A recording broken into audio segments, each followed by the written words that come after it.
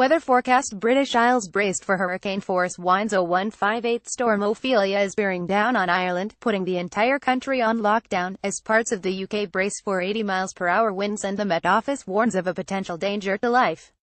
Fears about the impact of strong winds have seen troops placed on standby in many public services in Ireland and Northern Ireland closed, with schools, government buildings and courts among the services affected. Businesses have been urged to consider if opening would pose a risk to employees. Remnants of Ophelia, previously classified as a hurricane as it made its way across the Atlantic, will reach home shores on Monday afternoon, resulting in exceptional weather exactly 30 years after the Great Storm of 1987 left 18 people dead. The Republic of Ireland has a red wind warning for the most severe storm to hit in half a century, with people warned to stay inside. An amber warning for Northern Ireland, where all schools have been advised to close and many college classes have been scrapped, is in force from 3 p.m.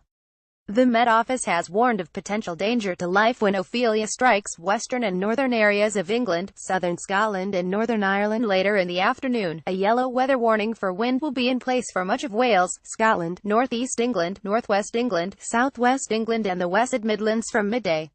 Watch live. Follow path of Ophelia. A Met Office spokesman said there is a good chance that power cuts may occur, with the potential to affect other services, such as mobile phone coverage. Flying debris is likely, such as tiles blown from roofs, as well as large waves around coastal districts, with beach material being thrown onto coastal roads, sea fronts and properties. This leads to the potential for injuries and danger to life. Graphic: Hurricane Ophelia's path. Schools and colleges will be closed in Northern Ireland, which is covered with an amber weather warning, meaning there is a potential risk to life and property, issued when forecasters believe people need to be prepared to change their plans and protect themselves from the impacts of severe weather. Forecasters are warning of flying debris, such as tiles blown from roofs, as well as large waves around coastal districts, with beach material being thrown onto coastal roads, sea fronts and properties. More than 1,000 troops are on standby to deal with any destruction wrought by the storm, which is now a post-tropical cyclone but is still forecast to bring hurricane-force winds to Ireland and the United Kingdom. A satellite image shows Ophelia's path across the Atlantic on Sunday. Credit: Hurricane Ophelia in Ireland. The Weather Service issued a red warning, the highest level for severe winds and stormy conditions, for the whole country. All schools and colleges have been closed, ferries cancelled, court sittings postponed and the defense forces put on standby ahead of the severe storm. Weather forecasters have warned of a potential threat to life and advised the public to stay off the roads and away from the coast during the height of the storm if possible. Ophelia in the eastern Atlantic Ocean as it headed towards Ireland. Credit: NASAEPA defense forces being deployed in red weather alert areas and on standby for further action on Monday, Tasha Leoveridkar tweeted. Please check in with older neighbors and those who need medical care. Met Éireann described the storm as the most powerful hurricane to have ever been this far east in the Atlantic on record. It is also predicted to be the most severe weather to hit the country since 1961, when Hurricane Debbie made landfall. A surfer is seen on rough water in the Atlantic on the eve of Storm Ophelia in an area where the tide should be out in the County Clare town of Lahinch. Credit Reuters: the U.S. National Hurricane Center said the storm could bring 2 to 3 inches 50 to 75 millimeters of rain in Western Ireland and Scotland, with coastal flooding and large and destructive waves where it makes landfall. Met Office forecaster Luke Meal said that while storms with these wind speeds tend to happen at this time of year, the one on its way is quite a substantial system, adding that he would describe it as pretty exceptional. Mr. Meal said that while Ophelia would no longer be a hurricane, it would still bring hurricane-force winds.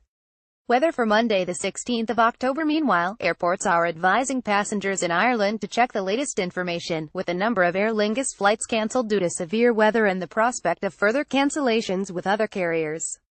Dublin Airport and Shannon Airport was advising passengers to check the latest flight information before travelling to the airport, while Cork Airport said cancellations were likely. A Ryanair spokesman said, "We will inform customers in the event of any changes to our flight schedule and the latest flight information will be posted on the Ryanair.com website." Hurricane Ophelia timeline: Bus Éireann said it would not run school transport scheme services on Monday in the counties of Waterford, Wexford, Limerick, Cork, Kerry, Clare, Galway and Mayo. Loganair in Scotland is offering free flight changes on routes that could be hit by the severe weather conditions. 3 decades on from Great Storm of 1987, the storm is arriving exactly 30 years to the day of one of the most memorable weather events in recent UK history. On the night of October 15, 1987, the UK was battered by hurricane-force winds with at least 22 people killed across England and France. Remembering the 1987 Great Storm 30 years on 0108, a series of photographs taken in the aftermath of the Great Storm of 1987 and of the same places today reveal how treasured landscapes have recovered. The cyclone killed 18 people and caused an estimated £1 billion of damage when it struck the south of England 30 years ago. It also brought down around 15 million trees. Photographs taken from a helicopter in the aftermath of the night of October 15, 1987 revealed the devastation wrought in gardens and woodlands at National Trust properties. How Chartwell looked after the Great Storm of 1987 and how it looks now. Credit Mike Calnan. National Trust, but the shoot was coordinated by Mike Calnan, now the Conservation Charities head of gardens. He said seeing the gardens and woodlands from above offered a whole new perspective on the damage caused. As we hovered over Emmett's Garden, everyone in the helicopter fell silent. It was like a war zone. The aftermath of the Great Storm of 1987 at Emmett's Garden in Kent and how it looks today. Credit Dr. Mike Howarth. National Trust, but the National Trust has replicated the series of photographs 3 decades on at some of the most severely hit places: Emmett's, Chartwell and Knowle in Kent. Pictures have been taken from the same vantage points, this time using drones, and show how nature has bounced back from the catastrophe. Emmett's Garden, Kent, after the storm and how it has recovered. Credit Dr. Mike Howarth. National Trust, but Mr. Calnan said it was quite moving to put the photographs next to each other and compare how different they are. After being shattered by the storm, our gardens and woodlands now look similar to how they did before, which is down to a combination of careful planning, hard work and time. We learned a lot from the storm, which has shaped how we look after the places in our care today. Interestingly, areas that were left to regenerate naturally in some cases developed faster than those that we carefully replanted. Devastation at Knowle, Kent, in 1987 is now a distant memory. Credit Dr. Mike Howarth. National Trust, for some 58 National Trust properties across 13 counties, from Blickling Hall in Norfolk to Slindon in West Sussex, were affected by the Great Storm, with more than 350,000 trees lost on the organization's land.